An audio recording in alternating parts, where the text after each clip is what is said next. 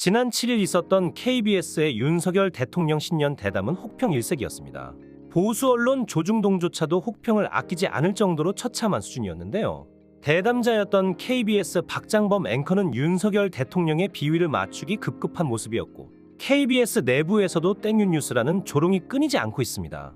KBS의 윤 대통령 특별대담 방송은 내용과 형식 양면에서 비판받았는데요. 날카로운 질문은 없었고 민감한 사안은 다루지 않아 대통령 홍보 영상 같다고 했습니다. 1시간 40분가량 이어진 대담에서 이태원 참사 제2호국권 행사, 고 채무 해병대 상병 사망 사건 외압 의혹, 전세 사기 피해자 대책 등 논란이 진행 중이거나 대통령 입장이 표명된 바 없는 사안들은 아예 다뤄지지 않았습니다. 또한 사과는 고사하고 언급조차 되지 못한 당사자들은 분노를 터뜨렸습니다.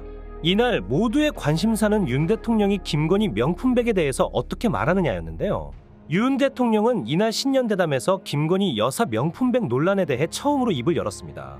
윤 대통령은 저도 마찬가지고 대통령 부인이 누구한테 박절하게 대하기는 참 어렵다며 매정하게 끊지 못한 것이 좀 문제라면 문제이고 좀 아쉽지 않았나 생각이 든다.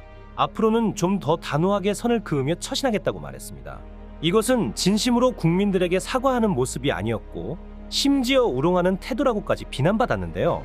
지난 10일 KBS는 혹평 일색으로 얼룩졌던 윤석열 대통령의 신년 대담을 오전 9시 반에 재방송으로 내보내는 무리수를 두었습니다.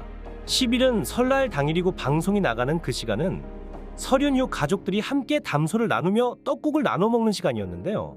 특히 KBS 박장범 앵커는 질문을 할 때 명품백 대신 파우치, 외국 회사 조그마한 백이라고 말해서 저자세의 질문이었다며 큰 논란을 일으켰습니다. 이에 KBS가 정권의 나팔수로 전락해 윤석열 대통령과 국민의힘의 지지율을 끌어올리기 위해 앞장서서 치어리더 노릇을 하고 있다는 비판을 하고 있습니다.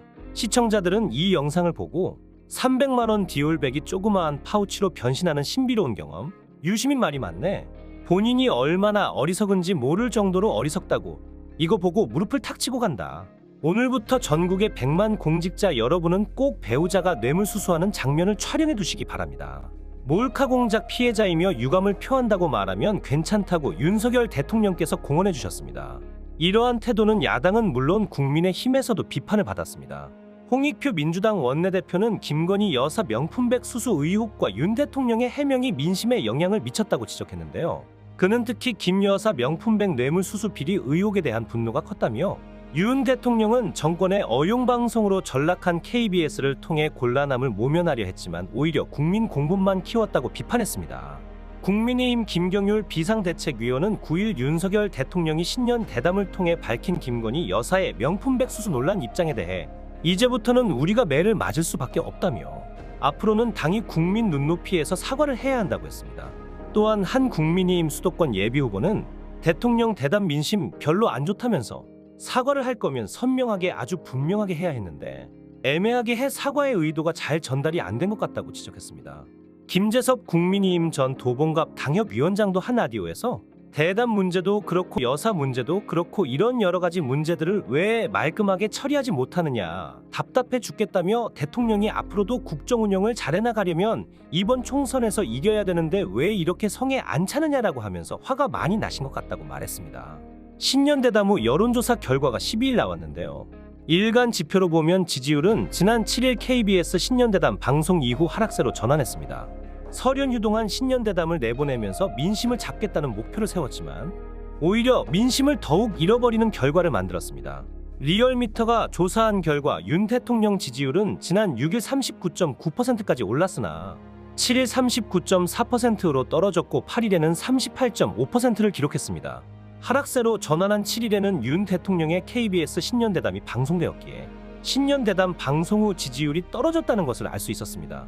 윤석열 대통령이 KBS 대담에서 본인 배우자인 김건희 여사가 300만 원 상당의 명품 브랜드 가방을 받은 의혹에 대해 정치 공작이라 생각한다며 아쉽다는 입장을 밝힌 것이 해외 주요 언론을 통해서도 보도됐는데요.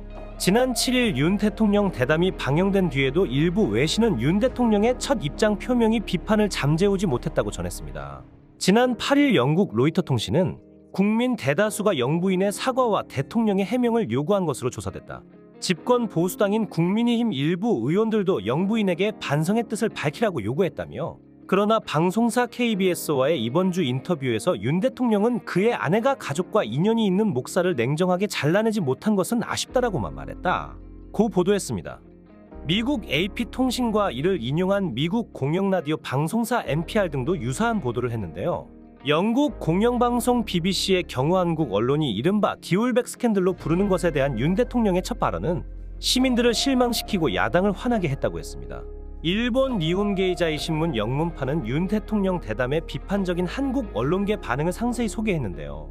통상 윤 대통령의 보수정당을 옹호하는 우파 언론들조차 그가 이 사건 관련 질문에 대처한 방식을 비판했다며 조선일보, 동아일보에 비판적 보도를 전했습니다. 이번 대담을 계기로 외신에서는 김건희에 대한 여러 논란들도 소환되고 있는데요. BBC는 디올백 스캔들은 김 여사를 둘러싼 일련의 논란 중 가장 최근의 사건이라면서 야당은 오랜 시간 그가 주가 조작에 연루돼 있다. 이달 초 윤 대통령은 그 의혹에 대해 아내를 수사하도록 촉구하는 법안의 거부권을 행사했다. 지난해 정부는 고속도로 건설이 김 씨 일가가 소유한 땅값을 올려 금전적 이익을 얻게 할 수 있다는 의혹에 따라 고속도로 프로젝트를 폐기했다. 고 설명했습니다. CNN은 9.10 부인은 논란은 낯설지 않다. 지난 몇 년간 그는 이력 위조에 대해 사과했고 논문 표절, 주가 조작 등 여러 의혹에 직면해왔다면서 김 여사는 후자의 2개 혐의에 대해 공개적으로 논평하지 않았다. 대통령실은 그가 주가 조작에 관여하지 않았다고 반복적으로 부인했다고 했습니다. CNN은 또 김 여사를 둘러싼 최근의 폭풍은 쉽게 가라앉지 않았다. 4월 국회의원 선거를 앞둔 윤 대통령과 한국 여당에게는 본격적인 위기로 확산되고 있다고 전했습니다. 앞서 7일 블룸버그 통신도 윤 대통령이 야당이 추진한 김건희 여사 관련 특검법, 도이치모터스 주가 조작 의혹의 거부권을 행사했다면서 한국 대통령들은 5년 단임제를 수행하는데 4월 선거를 통해 윤 대통령이 자신의 어젠다를 밀어붙일 수 있을지, 남은 임기 3년 교착 상태에 가로막힐지 결정될 것이라고 내다봤습니다. 박장범 앵커는 지난 8일 뉴스고 앵커 멘트를 통해 대담 이후 난데없이 백이냐 파우치냐 논란이 시작됐다며 백과 파우치 모두 영어인데 뉴욕타임스와 워싱턴 포스트 같은 외신들은 어떤 표현을 쓸까? 모두 파우치라고 표기한다고 주장했습니다. 그러나 이는 BBC, 로이터, 가디언, 월스트리트저널, 파이낸셜 타임스, AFP 등 영미 유럽권 주요 언론에서도 백이라는 표현이 사용됐고 애초 본질은 김 여사가 받은 것이 가방인지 파우치인지 여부가 아니라는 지적까지 불렀습니다. 지금 조선일보와 중앙일보 등 주요 보수 일간지들도 윤 대통령의 김건희 명품 가방 관련 입장이 미흡하다고 비판하고 있는데요. 최근 김건희에 대한 논란은 명품백 말고도 많은 논란이 벌어지고 있습니다. 최근 김건희가 한남동 대통령 관저에서 용산 대통령실까지 단독으로 이동할 때도 대통령과 똑같은 경호를 받는 것으로 드러나 논란이 일고 있는데요. 대통령 영부인 역시 경호처의 경호 대상이지만 영부인이 단독으로 이동할 때는 대통령과는 다른 경우 규모가 움직입니다. 하지만 경찰 등에 따르면 김건희가 이동할 때도 대통령과 동일한 규모의 경우 인원과 장비가 함께 이동했다는 것인데요. 일각에서 김건희가 대통령 행세를 하고 있다고 비판하고 있는데 이런 경우도 이런 비판을 더욱 커지게 만들고 있습니다. 또한 이것이 다 국민의 세금으로 이루어지는 것이기에 많은 비판을 받을 만한데요. 김건희는 지난 대선 당시 내조에만 충실하겠다고 말해서 제2부속실도 설치하지 않았습니다. 이 약속을 완벽하게 깨면서 윤석열 정부를 무너지게 만드는 가장 결정적인 기폭제가 되고 있습니다. 많은 국민들은 이번 총선에서 심판하겠다고 벼르고 있습니다. 지금까지 오한TV였습니다.